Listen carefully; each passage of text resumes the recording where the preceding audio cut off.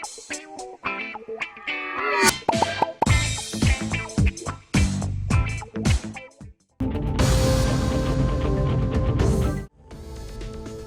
आंध्र प्रदेश बापटला जिले में इतवार की सुबह खौफनाक हादसा पेश आया। बलिकिरवा के करीब सत्य कृष्णा ग्रेनाइट्स माइंस में चट्टाने गिरने के बाद 6 मजदूरों की मौत हो गई। चट्टाने टूटकर गिरने की वजह से यह हादसा पेश आया।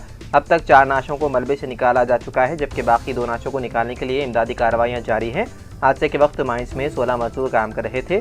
शदीद जख्मी होने वाले मजीद 10 मजदूरों को बेहतर इलाज के लिए नसारावपेट अस्पताल मुंतकिल कर दिया गया। डॉक्टरों का कहना है कि उनमें से 4 की हालत तशवीशनाक है। माइंस इंतजामिया की जानिब से हिफाजती इक़दाम के बारे में तहक़ीक़ात जारी है। आंध्र प्रदेश के वज़ीर आला एन चंद्रबाबू नायडू ने इस हादसे में होने वाली अमवात पर गहरे रंज का इजहार किया।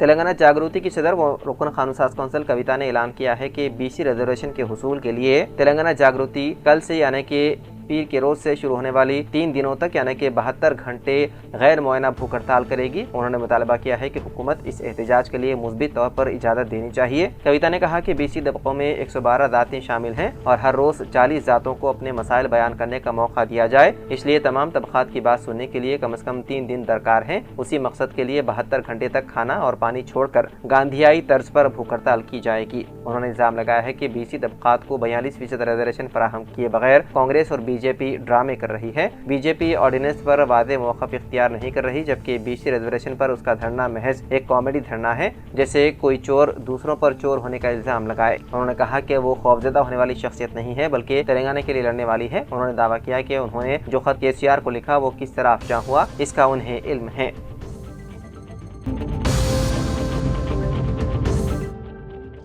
तेलंगाना हुकूमत की जानिब से स्पोर्ट्स पॉलिसी का किया गया ऐलान। वज़ीर आला रविंद्र रेड्डी की क़ियादत में रियासत में बरसर इख्तियार कांग्रेस पार्टी की हुकूमत खेलों के शोबे को तरजीह दे रही है, इसलिए उसने पहले ही स्पोर्ट्स पॉलिसी का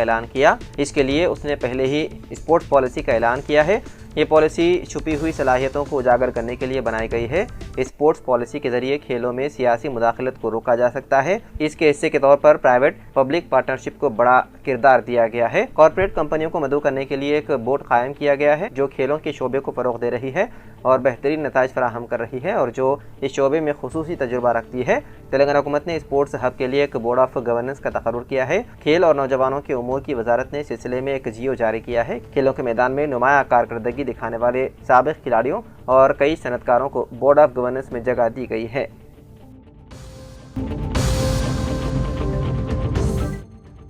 तेलंगाना के नलगोंडा जिले में गैर अज़दवाजी ताल्लुकात रखने पर एक जोड़े को खंबे से बांधकर कोड़े से मारते हुए सरेआम सजा दी गई। ये वाक़या नलगोंडा जिले के आडावी देवलापल्ली मंडल में पेश आया। इस वाक़े की वीडियो सोशल मीडिया पर वायरल हो गई, जिसमें गांव वाले इस जोड़े को खंबे से बांधकर मारते हुए नजर आ रहे हैं। इस शख्स की शिनाख्त नियाकोनी तांडा के एक शादीशुदा शख्स रमेश के तौर पर हुई है, जो मुबैना तौर पर मुकामी मोलाका चेरला गाँव की एक शादीशुदा खातून के साथ कुछ अरसे से ताल्लुकात में था। मुकामी लोगों के मुताबिक दोनों खानदानों की तरफ से खबरदार किए जाने के बावजूद उन्होंने अपने गैर अज़दवाजी ताल्लुकात को जारी रखा। जैसे ही गाँव वालों ने उन्हें रंगे हाथ पकड़ा, इस जोड़े को बांधकर मारा पीटा गया। मुकामी पुलिस स्टेशन में इस सिलसिले में शिकायत भी दर्ज करवाई गई है।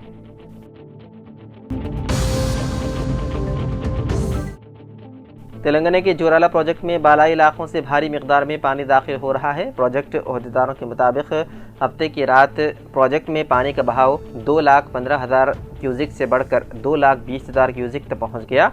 पानी के बहाव को देखते हुए प्रोजेक्ट के 17 दरवाजे खोल दिए गए और 1,68,674 क्यूजिक पानी निचले हिस्से में छोड़ा जा रहा है। इसके अलावा मुख्तलिफ मकामात की ज़रूरियात के लिए पानी की तकसीम इस तरह की जा रही है। बिजली पैदावार के लिए 24,855 क्यूजिक, कोयल सागर के लिए 315 क्यूजिक, नेटम पाड़ू के लिए 750 क्यूजिक, बुखारात की सूरत में 44 क्यूजिक, बाई नहर के लिए 1,250 क्यूजिक, दाई नहर के लिए 650 क्यूजिक, बीमा लिफ्ट 2 के लिए 250 क्यूजिक, मजमूई तौर पर 1,97,138 क्यूजिक पानी निचले हिस्से में खारिज किया जा रहा है। इस वक्त प्रोजेक्ट में 7.817 TMC पानी ज़ख़ीरा है। प्रोजेक्ट अहदेदारों ने इस बात की इत्तला दी।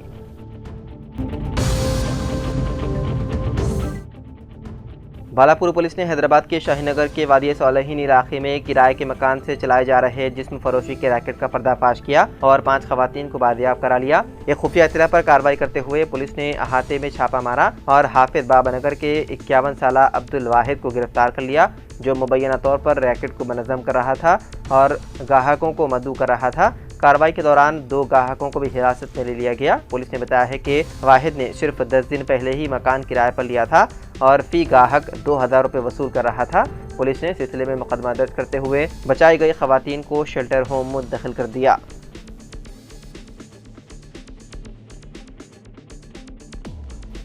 मुंबई से सिलचर जा रही इंडिगो की फ़्लाइट में सवार मुस्लिम शख्स अचानक गायब हो गया। दरअसल फ़्लाइट में उसे घबराहट होने लगी, जिसके बाद एयर होस्टेस उसे संभाल रही थी कि तैयारे में सवार एक दीगर शख्स ने उसको तमाचा रसीद कर दिया। वो ज़ारो क़तार रोने लगा। इस वाक़े का वीडियो सोशल मीडिया पर वायरल हुआ। वहीं कोलकाता में उतरने के बाद वो शख्स गायब हो गया। उसे 400 किलोमीटर दूर सिलचर जाना था, लेकिन वो घर नहीं पहुंचा। कई घंटों की तलाश के बाद वो 800 किलोमीटर दूर आसाम के बारपेटा रेलवे स्टेशन पर मिला। उस शख्स का नाम हुसैन अहमद मजमदार है, जिसकी उम्र 32 साल बताई गई है। हुसैन आसाम के सिलचर का रहने वाला है और मुंबई के होटल में काम करता है। 31 जुलाई को वो सिलचर पहुंचने वाला था। अफराद खानदान ने बताया है कि वो हुसैन को लेने सिलचर हवाई अड्डे पर पहुंचे थे, लेकिन उसका नंबर भी मुसलसल स्विच ऑफ आ रहा था। इंडिगो की तरफ से भी हुसैन अहमद के बारे में कोई इत्तला नहीं मिली। उसके बाद थप्पड़ वाला वीडियो वायरल होने लगा। रिश्तेदारों ने मुकामी थाने में उसकी गुमशुदगी की रिपोर्ट दर्ज करवाई। हुसैन ने मुंबई से कोलकाता के लिए फ़्लाइट ली थी। यहां से दूसरी फ़्लाइट लेकर उसे सिलचर पहुंचना था। पुलिस ने बताया है कि हुसैन ने कोलकाता में फ़्लाइट से उतरने के बाद बारपेटा के लिए ट्रेन ले ली। उसके बाद ट्रेन से ही सिलचर के लिए रवाना हो गया। हुसैन अपने कैंसर से मुतासिर वालिद से मुलाकात के लिए मुंबई से निकला था। अफराद खानदान का कहना है कि हुसैन मुंबई में एक दुकान में काम करता है और वो वालिद से मिलने कई बार फ्लाइट से आ चुका है, लेकिन इस तरह उन्हें कभी पैनिक अटैक नहीं हुआ।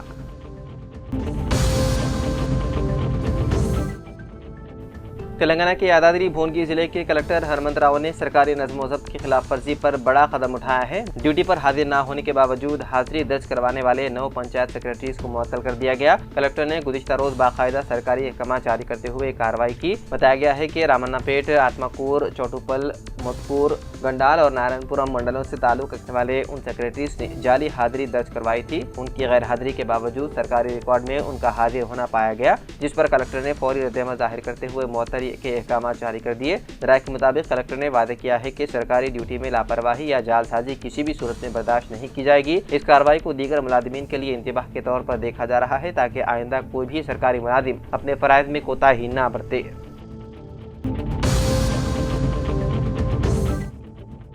तेलंगाना से ताल्लुक रखने वाले एक शख्स ने अमेरिका की जेल में फांसी लेकर खुदकुशी कर ली। तफसीलात के मुताबिक जिले जनगांव के नेलोटला गांव से ताल्लुक रखने वाला के मोला साई कुमार, जिसकी उम्र 31 साल बताई गई है, अमेरिका में जिनसी जराइम के संगीन मुकदमे में सजा काट रहा था। उसकी जेल में खुदकुशी का मामला ताखीर से मंजर-ए-आम पर आया। साई कुमार तकरीबन 10 बरस कबल अमेरिका गया था और ओक्लाहोमा रियासत के एडमंड शहर में मुलाजिमत के साथ अपनी बीवी के साथ मुकीम था। पुलिस के मुताबिक साई कुमार ने 3 नाबालिग लड़कियों के साथ जिनसी ज्यादती की। उसने 19 दीगर लड़कियों को उस वक्त धमकाया जब वो उसके साथ जिनसी ताल्लुक कायम करने पर तैयार नहीं हुई और उनकी नाजेबा तस्वीर सोशल मीडिया पर अपलोड की। मुतासर लड़कियों की शिकायत पर FBI ने अक्टूबर साल 2023 में उसके खिलाफ मुकदमा दर्ज किया। जांच के दौरान ये बात सामने आई कि वो दानिश तौर पर लड़कियों को शिकार बनाता था। अदालत में जुर्म साबित होने पर 27 मार्च साल 2025 को अमेरिका की अदालत ने साई कुमार को 35 साल कैद की सजा सुनाई, जिसकी वजह से ज़हनी परेशानी का शिकार साई कुमार ने 26 जुलाई को जेल में फांसी लेकर खुदकुशी कर ली। बताया जा रहा है कि साई कुमार के वालिद अपलैया और अरकान खानदान अमेरिका गए, जहां उन्होंने उसकी आखिरी रस्मात अदा की।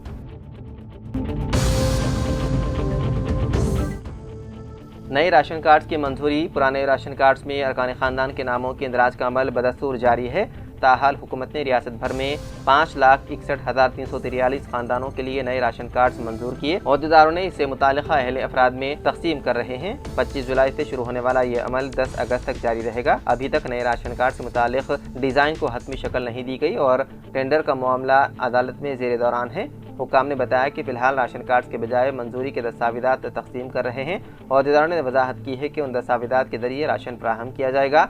साथ ही फलाही स्कीमात की मंजूरी के लिए उन दस्तावेज़ात को तरजीह दी जाएगी।